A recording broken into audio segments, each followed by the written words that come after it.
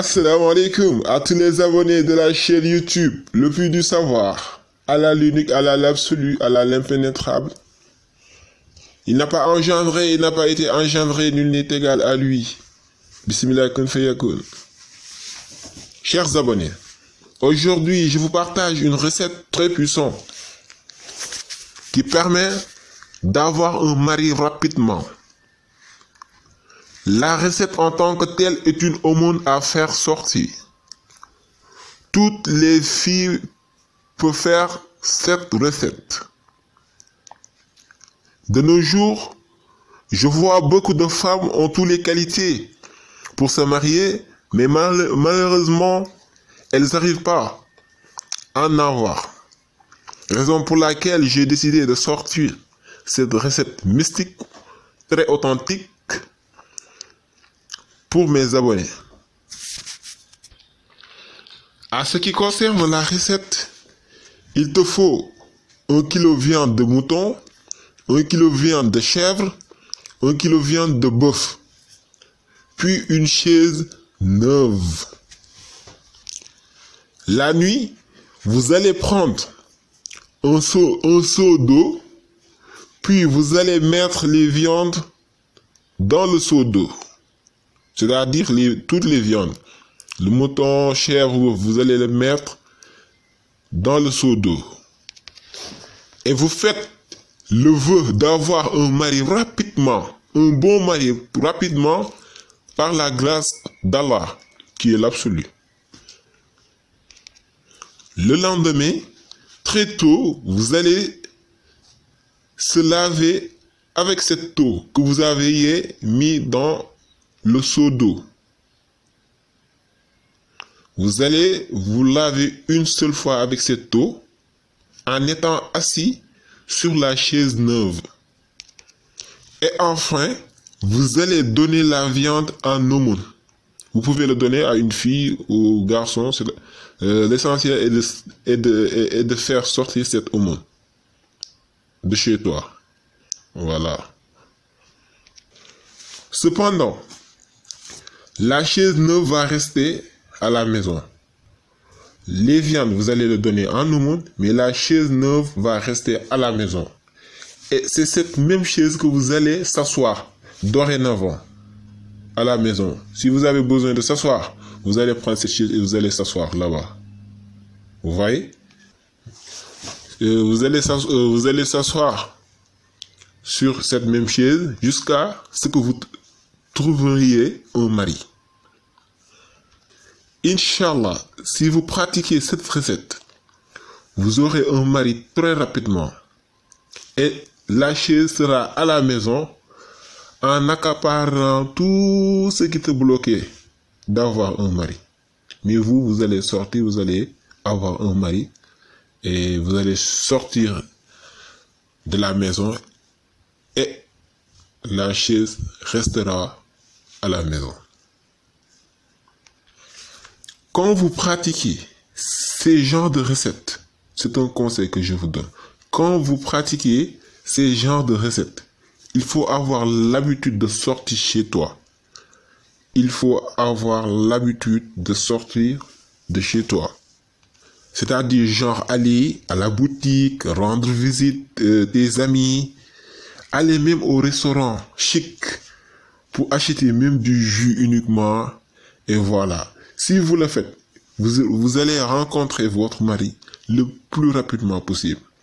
Parce que des fois, la plupart des gens font des recettes extraordinaires, des recettes authentiques. C'est d'une bâtine haqiqatan. Si vous le faites, vous allez voir. Mais le problème en est que les filles, des fois, prennent ces genres de recettes qui attirent les hommes ou bien ces recettes mystiques qui permettent d'avoir un mari et vous allez rester à la maison. Quand est-ce que vous allez voir un mari? Quand est-ce que vous allez voir un mari? Si vous faites cette recette, sortez de chez vous. Allez chercher, allez rendre visite vos amis. Allez au restaurant. Allez prendre du pot. Sur moi, si vous le faites à un laps de temps, vous verrez votre mari. Inch'Allah. Sur ce, je vous prie d'abonner et d'activer la cloche de notification afin de ne plus rater aucune vidéo. Voilà, je vois qu'il y a des gens qui regardent les vidéos mais ils ne s'abonnent pas. Je sais pas le problème. Je sais pas si ce que je fais, ils aiment pas ou pas. En tout cas, il y a beaucoup de secrets que je vais partager ici. Parce que là, c'est un plus du savoir que je dispense. Voilà. Donc, il y a des recettes que vous n'avez pas besoin de chercher qui que ce soit. Voilà. Donc, vous pouvez, avec des simples recettes, régler votre vie. C'est ça. Voilà. Merci et à bientôt. Assalamu alaikum wa rahmatullah wa chaîne YouTube Le Puits du Savoir. duñ tàmbali mukk te santuñu yàlla ndax moom kenn la jurul kenn te kenn juru ko tamit amul benn nag buur bu dul moom bismillah kun fayakun. tey nag dama indi benn secret boo xam ne day jàppale suñu mag yu jigéen yi yoo xam ne dañuy wër jëkkër amuñu jëkkër, suñu rakk yi yoo xam ne bëgg nañ am jëkkër mënuñoo am jëkkër, waaw ñoo xamoon sax am nañ jëkkër ba tàggoo bëggaat am jëkkër mu tëleen ñoo tax te ñu abonné ñoo tax ma génnee tey secret bii nii. secret bii nag sarax la, sarax bu ñuy génnee la, jigéen bépp jigéen mën na ko def te am ngeen ci ndigal, yéen ñu abonné yëpp am ngeen ci ndigal, soo ci defee incha allah di ngeen am résultat. pour def ko lu yomb la, da ngay ut kilo yàpp xar, soo paree nga ut kilo yàpp nag, soo paree nga ut kilo yàpp bëy, soo paree nga ut chaise bu bees tàq, chaise ngay jënd bu bees tàq. léegi soo amee ñeent yi da ngay bàyyi ba guddi, soo bàyyi ba guddi nga jël siwo ndox, jël yàpp yi jël yàpp yëpp def ko ci, yàpp xar beeg nag beeg bëy bi ne ko ci dugal ko ci. ginnaaw nag ba nga ko ci dugalee danga ciy ñaan sa soxla, ñaan yàlla nga am jëkkër bu baax, am ko ci lu gaaw génn kër gi. waaw léegi soo ko ñaanee ba pare da ngay bàyyi foofu siwo ndox bi ak yàpp bu ci nekk ci biir, nga dem nelaw. soo xëyee fajar teel nga daal di jël ndox bu nga dugaloon ci yàpp bi moom ngay sangatoo, moom mooy sangat bi, moom ngay sangatoo benn yoon rek nga koy sangu. waaye soo koy sangu nag da ngay toog ci chaise bu bees bu nga jëndoon, da nga fay toog.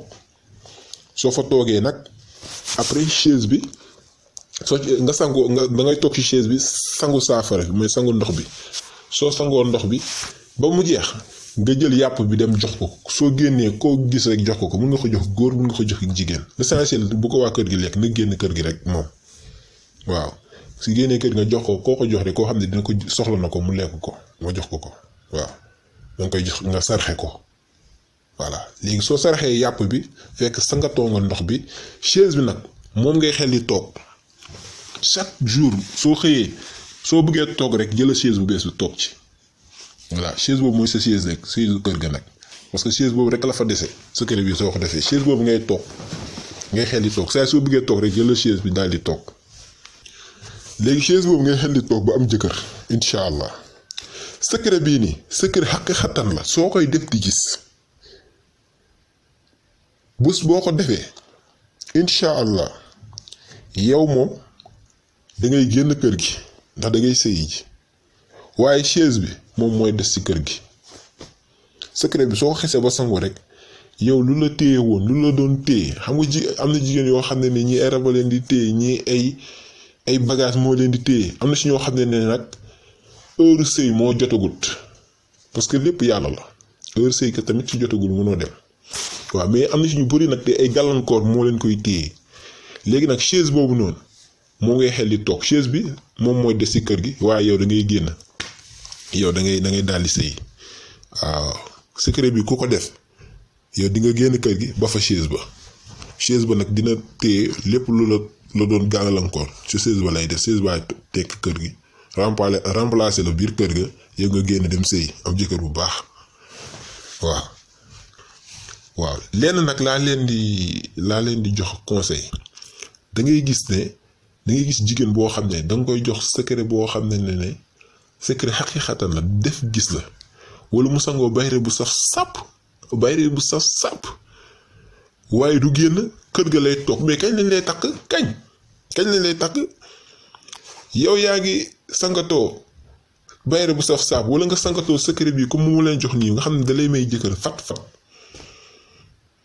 nga toog kër ga ku lay gis genre secret yi soo ko defee ba pare da ngay xel di génn waaw da ngay génn dem seeti sa xarit yi boutique nga dem jëndi boutique si jëree nga dem restaurant bu gën a cher foo xam ne ga ay baax yi fa la ñuy nekk nga dem sax jënd fa jus téeméer toog xam nga di génn soo ko defee du yàgg dara di nga gis sa jëkkër di nga dajeek sa jëkkër parce que lii ay secret yi yoo xam ne dafa baatin waaw xaw ma sa jëkkër fu mu nekk de mais di ngeen gisante waaw mais nag problème bi mooy da ngay gis koo xam ne da nga koy day sangu saafara wala sangu bayre bu saf sàpp toog këram soo sangoo bayre yu baax yi sa toog sa kër pour day def effet parce que ñu la gën a dégg ñoo lay woo saa waay sama xel dafa nekk ci yow de tey waaye gën naa laa dégg de ci loo nekk ma dama toog sama xel jikki saa rek nekk ci yow waaw bayre bu baax noonu lay def waaw mais nag pour nga gis ci sa bopp faa ngay génn waaw di jàngi di sañse di génn waaw di dem di doxantu ji waaw loolu la léegi nag sur ce maa ngi leen di ñaan ngeen abonné xam nga soo leen paree aussi ngeen bës bouton bi di cloche de notification parce que ay bagages yu bari laa fas yéene génne jàppale ko gars yi ak fonctionnaires yi ak ñoo xam ne amuñu possibilité xam nga di dem fenn fii di uti ay yu kenn xamul da nga xam ne mën nga ko defal sa bopp yéen a tax may génne secret yi voilà donc loolu la nga ngeen di abonné nag parce que dañuy gis ñoo xam ne dañuy xool vidéo bi waaye duñu abonné loolu tamit bon doo comprendre waaw da ngeen di abonné ma sawar xam ne yat kat ñii nga koy def ñoo ngi ciy gis seen bopp jaral na leen ko nga mën na génne yeneen ñu gën a garaaw waaw donc ba beneen yoon parce que xam naa ne ñoo ngi waajalaat leneen lu gën a garaaw loo xam ne ñëpp a ko yitewoo xam ne pour nga waroon kaa am rek xanaa di nga fay xaalis bu bari mais groupe bi kii bi Puits du Savoir comme teenu xam-xam la dinaa ko génnee ñëpp jërë ngeen jëf.